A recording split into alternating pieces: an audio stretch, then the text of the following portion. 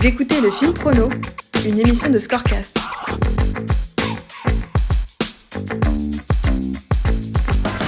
Salut à tous et bienvenue dans le film Prono, l'émission de Scorecast qui vous accompagne dans vos pronostics comme à chaque journée de Ligue 1 et de Ligue des Champions. Je suis en compagnie de Mathieu. Comment va Mathieu ? Eh bien ça va très bien après ce petit week-end de Ligue 1 et cet Olympico annulé à cause de supporters très intelligents. Un plaisir d'être de retour. On s'est régalé, on aurait aimé vous accueillir sur la musique de la Ligue des Champions mais on n'a pas les droits. Mais le cœur y est. Et on va vous présenter les tendances sur Scorecast ainsi que nos pronostics sur cette 5e journée de la phase de groupe de Ligue des Champions qui débute ce soir et qui continuera demain.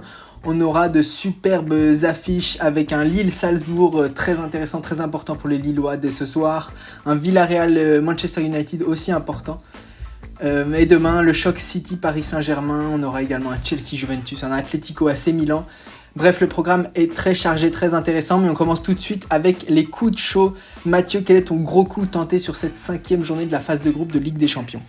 Mon gros coup de la semaine, ça serait, je ne sais pas si c'est pour beaucoup une vraie surprise, mais ce serait la victoire de l'AC Milan sur la pelouse de l'Atlético Madrid au Wanda Metropolitano, qui relancerait totalement le scénario de ce groupe B et qui peut-être offrirait une chance à l'AC Milan de se qualifier pour les 8e de finale de la Ligue des Champions.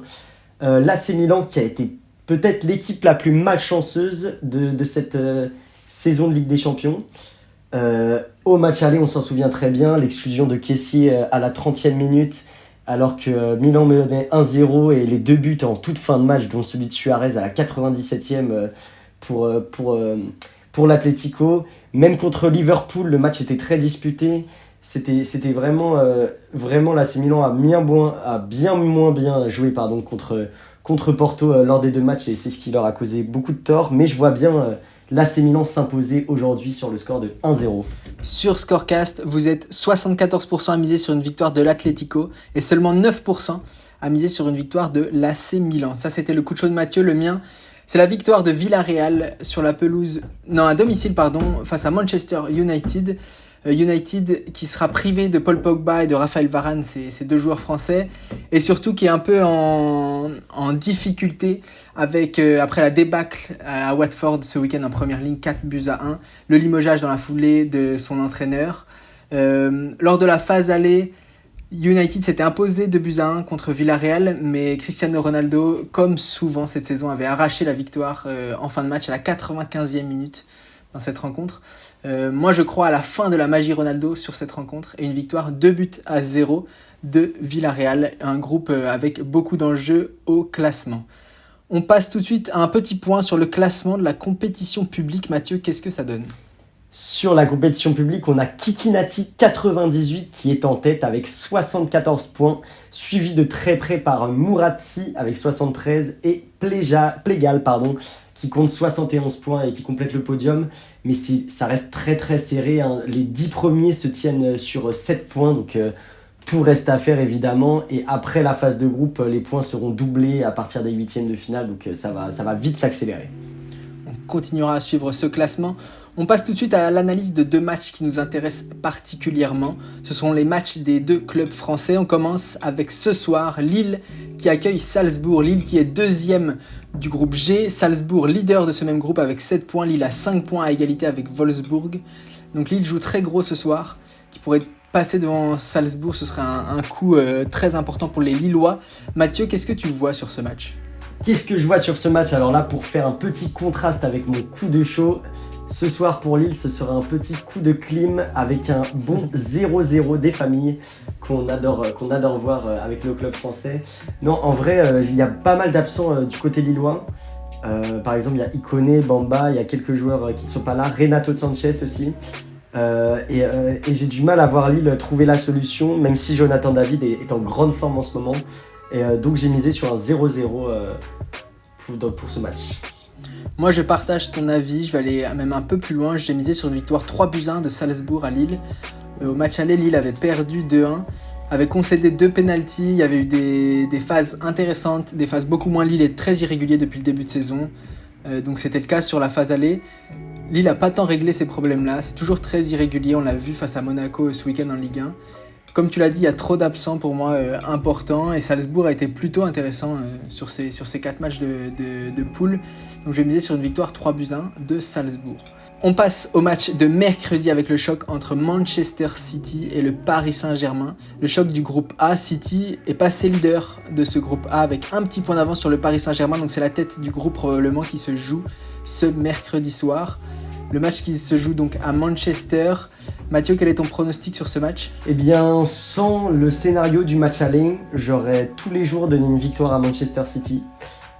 Surtout vu la forme des deux équipes, on voit Pochettino qui se sert de ses agents parce qu'il veut encore partir, comme à peu près tous les coachs du PSG à chaque fois. Manchester City qui sort d'un gros match contre Everton, même avec quelques absents, parce que le problème c'est que aussi Kevin De Bruyne, positif au Covid, ne sera pas là.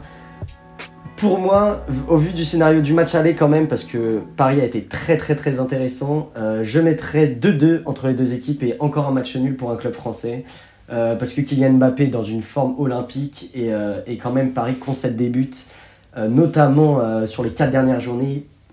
Paris a pris 6 buts, donc c'est quand même assez énorme. Mais je vois bien les Parisiens prendre un match nul 2-2. J'avais longtemps un 2-2 moi sur ce match-là, puis j'ai misé sur un 3-1 pour Manchester City. Le Paris qui avait beaucoup subi à l'aller quand même 6 tirs à 18. C'est pas tant surprenant vu le style de jeu de City et vu le début de saison du PSG. Il y avait eu ce but magnifique de Messi dont on se souvient évidemment. Mais même si ça a été intéressant ce week-end contre Nantes, notamment offensivement, où on a vu les prémices peut-être de quelques situations intéressantes entre les leaders d'attaque du PSG. Pour moi, il n'y a pas tant plus de certitude offensive au niveau collectif que fin septembre à l'aller.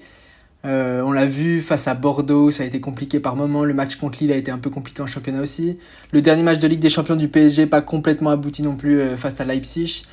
Donc moi, je vais miser sur une victoire citizen. Les joueurs de Guardiola qui me semblent avoir un peu plus de certitude collectivement, ça c'est certain. Après, c'est pas là-dessus que le PSG ira battre City s'il venait à le battre.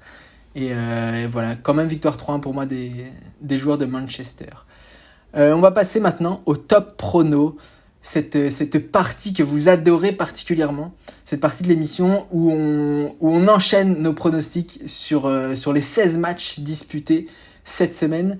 On va les faire dans l'ordre, à peu près chronologiquement. On commence mardi à 18h45 avec le Dynamo Kiev qui reçoit le Bayern Munich dans le groupe E. Mathieu, quel est ton pronostic ? Grosse victoire du Bayern qui va enchaîner 3-0. 3-0 pour moi aussi, on est d'accord là-dessus. Dans le groupe F, toujours à 18h45, Villarreal accueille Manchester United, les deux équipes à égalité de points. Quel est ton prono ? Moi, je ne vais pas dans ton sens. Et comme à chaque perte d'entraîneur et changement d'entraîneur, United va réagir. Il gagne 2-1 sur la pelouse de Villarreal.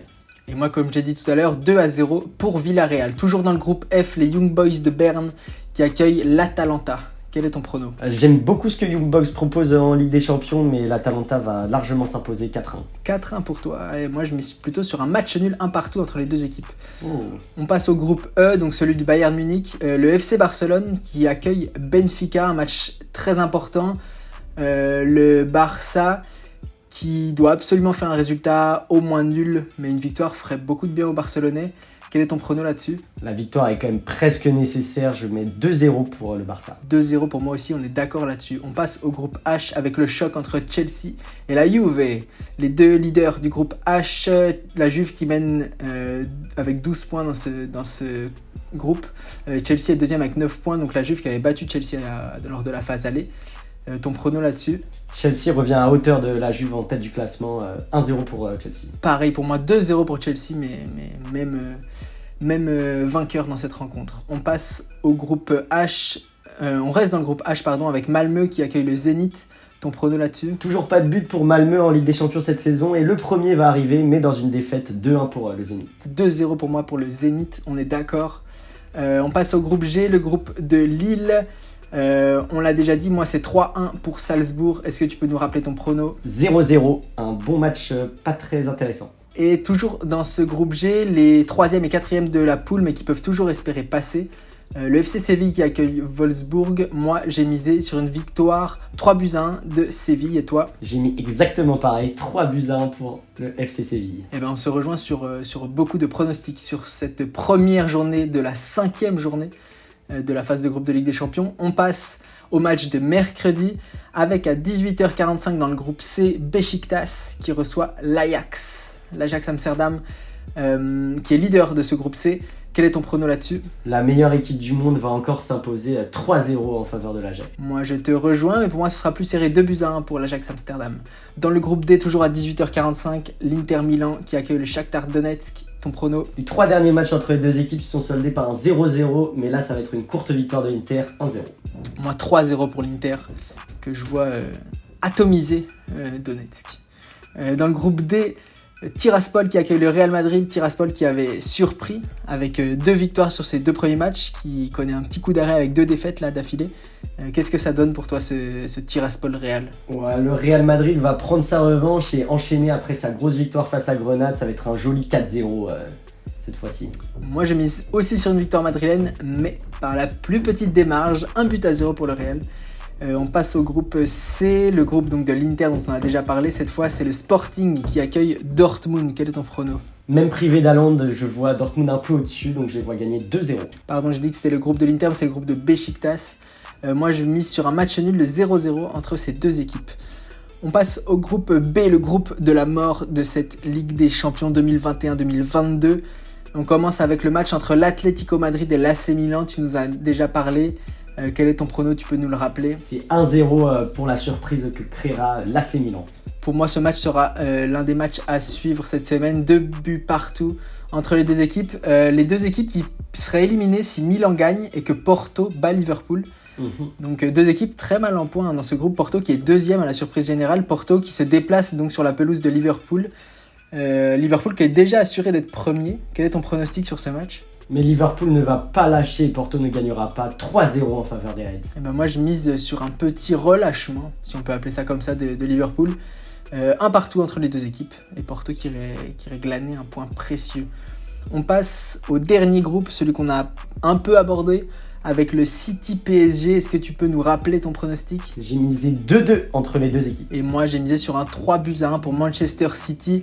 Et enfin, le dernier match de la semaine, c'est Leipzig qui se déplace sur la pelouse de Bruges. Leipzig qui est dernier du groupe avec un petit point. C'est la grosse surprise après 4 journées.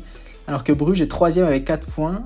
Quel est ton prono sur ce match ? Ça me surprendrait quand même beaucoup que Leipzig ne parvienne pas à prendre une seule victoire dans ce groupe. Donc ça sera pour moi celle-ci. Et une victoire 2-0 face à Bruges. Ouais, au vu de la forme de Leipzig, je te rejoins et je mise sur un 3-0 pour le club allemand qui reviendrait donc à hauteur du club belge. Voilà, vous avez tous nos pronostics, ils sont enregistrés.